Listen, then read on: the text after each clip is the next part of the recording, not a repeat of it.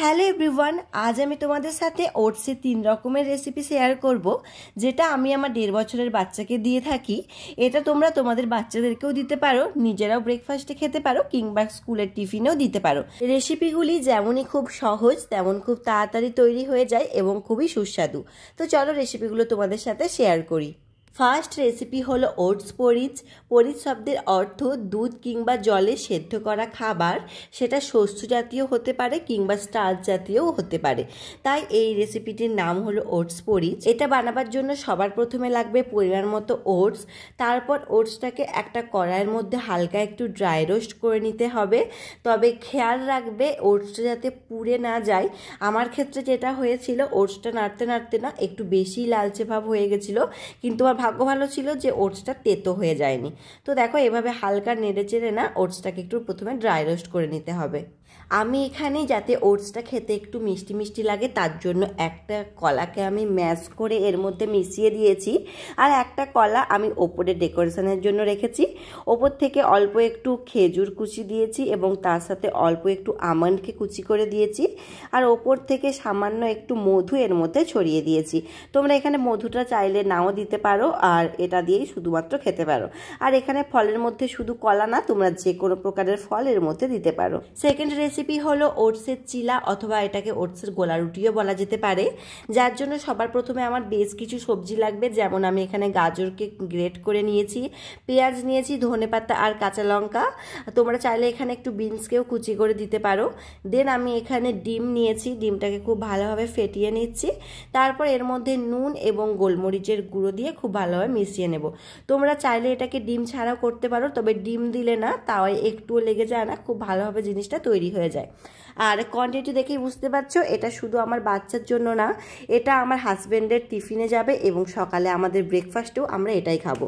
এরপর গুঁড়ো করে রাখা ওটস আমি এর মধ্যে দিয়ে দিচ্ছি। তোমরা তোমাদের যতটা পরিমাণ ওটসের গুঁড়ো লাগবে এর মধ্যে দিয়ে দেবে। তারপর এটাকে খুব ভালোভাবে মিশিয়ে নিতে হবে। আর এটা তোমরা না একটু পাতলা করেও করতে পারো অথবা মোটা করেও করতে পারো, মানে ব্যাটারটা কোনো রকম সমস্যা নেই। খুব ভালোভাবে মিশিয়ে নিয়ে এর মধ্যে সবজিগুলোকে দিয়ে খুব ভালোভাবে একসাথে সব কিছুকে মিশিয়ে নেবে। এরপর তাওয়াটা খুব ভালোভাবে গরম করে নিয়েছি, আর তারপর আমি এর মধ্যে কতটুকু পরিমাণ ঘি দিয়েছি তোমরা তো দেখতেই পাচ্ছ। আর বিশ্বাস করবে না, শুধু এইটুকু ঘি দিয়েই আমার এত যে ব্যাটার করা আছে পুরো সব হয়ে যাবে। এই একবার একটু ঘি দিলেই কিন্তু আর ঘি দেওয়ার প্রয়োজন নাই।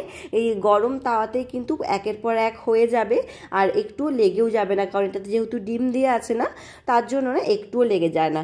তো প্রথমে এর মধ্যে ব্যাটারটা দিলাম, তারপর এটাকে ঢাকা দিয়ে দিলাম। কিছুক্ষণ ওয়েট করলাম, যখন ওপরটা একদম শুকনো শুকনো মতো হয়ে যাবে তারপর এটাকে উল্টে দিতে হবে।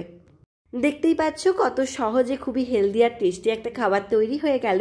এটা তোমরা তোমাদের বাচ্চাদেরকে ব্রেকফাস্টে একবার দিয়ে দেখো, আশা করছি ভালো লাগবে। নেক্সট হলো ওটসের রুটি। এটা বানানো তো সব থেকে সহজ।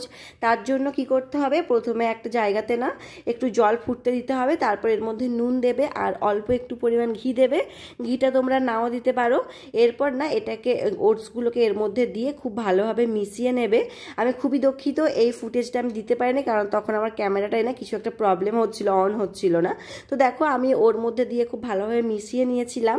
তারপরে আমি এটাকে একটা ডো বানিয়ে একটা সুতির কাপড়কে ভিজিয়ে ঢাকা দিয়ে রেখেছিলাম। 10 মিনিট মতো রেস্টে রেখেছিলাম। তারপর দেখো আমার যতটা পরিমাণ লেচি কাটার আছে, তো সেভাবে আমি একটার পর একটা লেচি কেটে নিচ্ছি। এরপর আমি এটাকে একটা থালার সাহায্যে গোল করে কেটে নিয়েছি। তোমরা চাইলে এটাকে কাটতেও পারো, আবার নাও কাটতে পারো। আমি কিন্তু এটা রোজ দিন কাটি না, আজকে ভিডিও করছিলাম বলে একটু কেটেছিলাম, না হলে কিন্তু আমি এটা কাটি না, কারণ কাটলে না সাইডের ওটসগুলো নষ্ট হয়। তো এরপর দেখো তাওয়াটা গরম হয়ে গেলে প্রথমে রুটিটাকে দিয়ে দিচ্ছি। একদিকটা হয়ে গেলে অন্য দিকটা উল্টে দেব। তবে এই ওটসের রুটি কিন্তু ফোলে না। তবে ইউটিউবে একজনের ভিডিও দেখেছিলাম যার ওটসের রুটি ফুল ছিল, কীভাবে ফুল ছিল তো আমি জানি না। আমি অনেকবার ট্রাই করেছি, কিন্তু ওটসের রুটি আমি কিছুতেই ফুলাতে পারিনি। তোমাদের যদি কারো ওটসের রুটি ফুলে থাকে আমাকে একটু কমেন্ট করে প্লিজ জানিও। আশা করছি এই সহজ 3টে রেসিপি তোমাদের ভালো লাগবে। অবশ্যই বাড়িতে একবার ট্রাই করে দেখো। আর আমি আমার চ্যানেলে বাচ্চাদের বিভিন্ন রকম রেসিপি শেয়ার করে থাকি, তোমরা চাইলে একবার চেক করে নিতে পারো। আজ এটুকুই, আবারও নেক্সট কোনো ভিডিওতে দেখা হবে। Bye bye and take care.